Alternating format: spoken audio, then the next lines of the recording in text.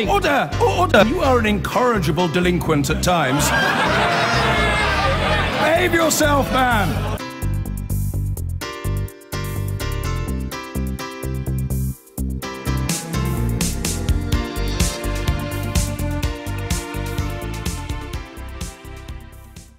Well, while the Conservatives are struggling over the difficulties of minority government, the Labour Party has its own problems. Mainly, what to say about Brexit. Millions of young people voted Labour last week, many hoping for a softer exit from the EU. But over the weekend, Labour bigwigs sent out mixed messages over the party's position on membership of the single market. Our political correspondent Michael Crick reports. This is real. Singers, comedians and, in the crowd, EU flags. This rally in Birmingham last week showed how Labour embraced the youth vote. Young people are our future. Young people give us everything. We must give them all the best chances we can. And most young voters chose Labour, just as last year they voted Remain. Yet this weekend, Jeremy Corbyn and his sidekick John McDonnell, once great Eurosceptics, made clear they'll not push to stay in the single market. I can't see it even being on the table in the negotiations. But if it got back on the table, I don't think it's feasible. Yet Labour's trade spokesman then suggested staying in the single market is possible. What's all this about perhaps being able to stay within the single market? No, look, not a cigarette paper difference between John and I, and you know it. Well, I didn't say that. I said, what's all this about staying in the single? So you think there are suggestions there's a difference between you and Mr. McDonnell on this? That's what has been suggested by one of your colleagues. Well, what's your position? Is we can stay in the single market, perhaps? Look, my position is very clear. We want all the benefits of the single market, but given what the EU has said about freedom of movement, there is no prospect of us staying in. In university seats last week, such as Canterbury and Warwick, Labour piled up huge votes, and some see the confused outcome at Westminster as a chance now to soften Brexit. If we don't take this opportunity now and do everything in our power now to try and bring about a softer Brexit, we're not just letting down young people, working people and the Labour Party, we're letting down our country. There's a huge question for me about whether Jeremy Corbyn will use the opportunity and the power he's earned for himself for something really productive, something that will help change the future of this country, or will he just stay in his bunker and play politics? Labour won Kensington in London by just 20 votes, a place which went Remain last year by roughly 2 to 1.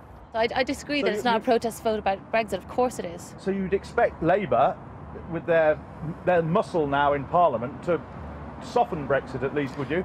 I think hard Brexit is dead. Hard Brexit is dead. We all know that. It's dead now. Now Labour's relatively strong in Parliament. Do you think that might make a difference to Brexit? Do you hoping that... I hope so. I don't think it will, but I hope so. Do you think that now that the Conservatives haven't got a majority anymore, that might change what happens over Brexit? I don't see that changing because we have Brexit discussion talks in, 9 days? So yes. I can't see that changing, but it's a bit of a shambles, isn't it? Then again... I don't understand why it should change. What, so it's like a second, actually we decided it's not such a good idea, so we change our mind. We'll have a new, it's like such a typical fickle British person's, we tried it didn't work our way, so we'll have a round 2. And Jeremy Corbyn has another problem. He can't just thank young Remainers for last week's vote, but in traditional seats, Brexiters who stuck with Labour, or even switched back from UKIP. Well, I'm joined now by the newly elected Labour MP for Slough, Tanmanjeet Singh Desi, Huda Elmi is a Labour activist and Corbyn supporter, and also the Times columnist Philip Collins. Huda Elmi, as you see Theresa May in office, being supported by her MPs, getting on with the Brexit talks, basically saying nothing much has changed. What are you thinking? Are you feeling robbed? Or are you feeling we lost? Completely. I feel like in my personal opinion, I feel like she has to go. I think that she's put this country into mass instability, political instability, in order to strengthen her hand for Brexit negotiations, has failed to do that, as you can see by losing her majority, and is further just causing chaos, not just within her own party, but just generally within the political sphere. But you and thousands of young people came out, and it seems to be for nothing. No, I think we can see with the success of the Labour Party and the strengthening of Corbyn's hand, you know, in order to strengthen her own hand, she's actually strengthened Corbyn, which I think is quite an amazing predicament to be in. And I think we can further work within that and to strengthen what we want, which is to have a country, whilst we're leaving the EU, to be as strong as possible and to have the best deal possible. And I don't trust Theresa May to be able to negotiate for anybody, let alone for this country. Do you think if Phil and all the other commentators had taken Corbyn more seriously, you'd have done better? I think so. I think so. I think that those periods in which we were in instability as a party, but just generally the kind of narrative that we were building around Corbyn being unelectable, if we'd spent that time kind of strengthening as a movement, and I think, you know, now we have seen that unity in this general election. We've seen us come together, and we've achieved great things. If only we'd continued with that, and if we continued with that. Well, I'm glad you both attribute such massive power to newspaper columnists. I'm not sure I do. I don't think it was my fault. No. I mean, one thing I was always very complimentary about Corbyn on was his position on Europe, actually, because strategic genius to have no position at all. And Labour went into this election with nobody quite sure what their view on Europe was. And that turns out to have been a really good position, because it allowed people who were angry about the EU to come to Labour, but Labour didn't lose those who have the opposite view. It worked. So it worked. But for months and years, if anything, before this, you were saying, and everybody else, all the other commentators were saying, this man's a joke, don't take him seriously, he's taking Labour into the dustbin. Yeah. And a lot of people are saying that had an effect. Lots of people believed you. Yeah, well, I don't think that's true. I don't think columns in the Times condition the So you have no influence? I don't think you have as much influence as most people attribute to you. And I think that the thing that everybody got wrong is not just newspaper columnists, it's also the old political veterans too, was what they didn't see was the vast increase in turnout. They got the rest of it right, but that massive change, and it's an earthquake, was enough to completely change everything. Tamanjeet Singh Desi, I mean, do you see the Labour Party as still divided between the centrists and the Corbynistas? Between these two sides of the party. They haven't changed their views on things, have they? Chris, look, in terms of any political party, there are differences in opinions on various policy issues. But as we've shown, when it really mattered, the party united. Everybody, loved, I think, the manifesto itself. And lost by 55 seats. But if we look at, the increase in our vote share, if you look at the increase in our seats, we were constantly being told by the pollsters, by everybody else that, oh, look, it's going to be a landslide Tory victory.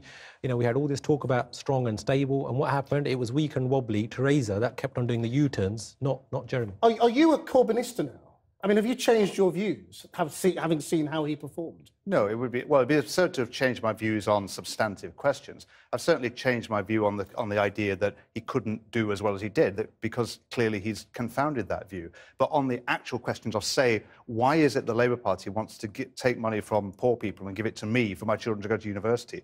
I mean, they're so right-wing, these Corbynistas, I cannot fathom it. So I haven't changed my mind on that, no. Nationalisation? No, I haven't changed my mind on that. High taxes? I haven't, no. And so therefore it raises the question of whether the conventional advice at this point would be for the Labour Party to move over to the centre, towards my views. I'm not sure that's right. I mean, after we've had what I described as an earthquake, I'm not sure that is the right analysis. Loads of people have been saying that, but I think they should probably carry on the way they've been going and ignore very influential newspaper columnists. So do you think you will win if you carry on the track you're on? And what's your evidence for that, given you just lost?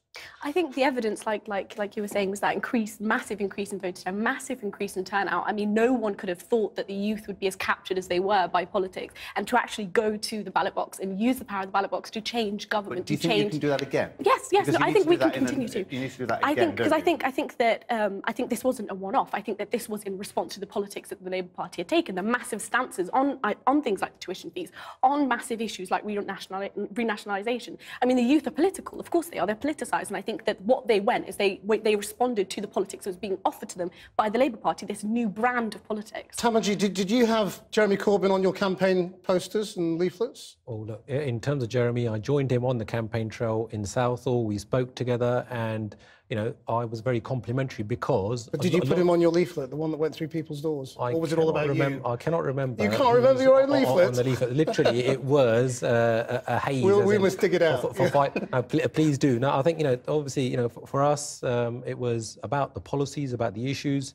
Obviously, my mugshot was on there. I don't know who else was on there. But as I said, I joined Jeremy, in Southall, and I think we had some excellent policies, not just in terms of the overall, but even in terms of, the race and faith manifesto. If we look at things around, Sikh issues in terms of having a 1984 independent inquiry, they actually looked into the minutiae, and that's why we managed to tap into lots of different types of vote.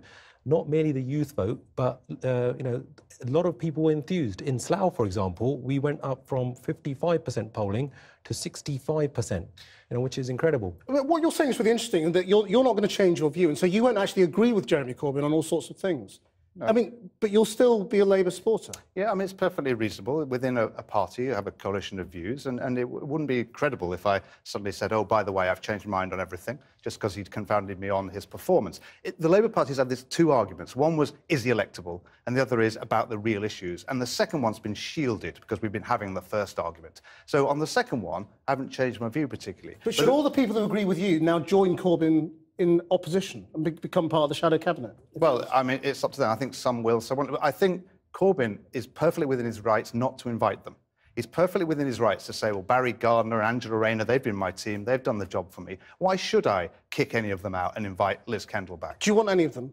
Just very briefly, any of these? I think if we're willing to work towards a vision of Labour, which is to put it into government, to be able to change the condition that people are living in at the moment, which is that of poverty, which is that of crippling debt, which is that of just uncertainty, then of course. I think that as you were saying, there's nothing wrong with having different sort of opinions. Okay. We need that in a party, but I think the issue is can we come... But we need to work together. And Thank you very much indeed for joining us. I've been getting